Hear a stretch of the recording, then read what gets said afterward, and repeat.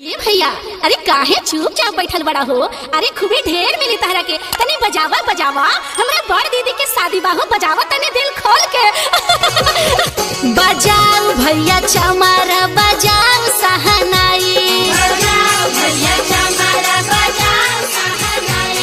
अरे मानर के पूजाई देबो मेहरी तोहर खाई, मानर के पूजाई देबो मेहरी तोहर खाई।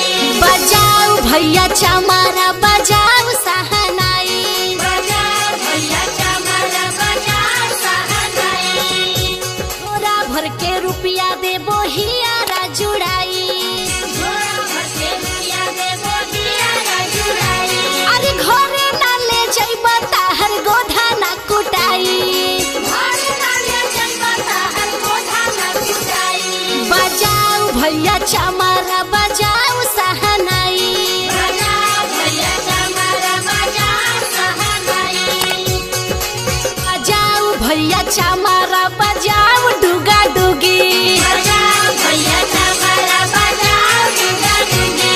हेसी मामा के साया में ढुकल मुसवा कूदी, हेसी मामा के साया में ढुकल मुसवा कूदी। बजाओ भैया चमारा, बजाओ सहनाई, बजाओ भैया चमारा, बजाओ सहनाई।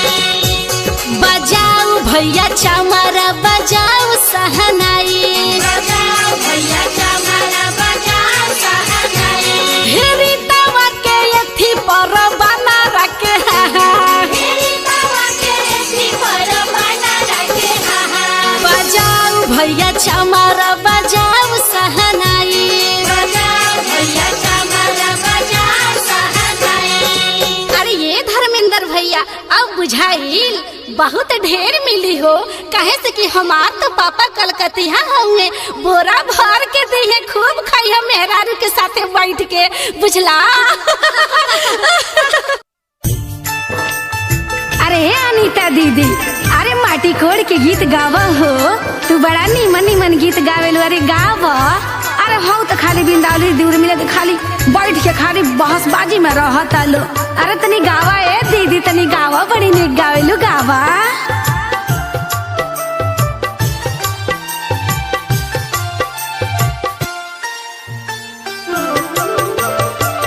कहवा के पियर माटी, कहाँ के कुदार है, कहवा के पियर माटी, कहाँ के कुदार है।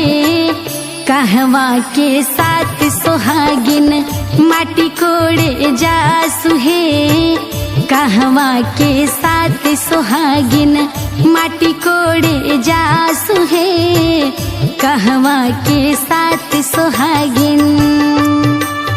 अरे और मिला दीदी, बिंदावली दीदी, अरे अब बोले चुप लो, बैठ बोलो का हो। अरे अब पूजवांग गुरिया, अरे तहानियों के गावत तनिया नीता के साथ हवा।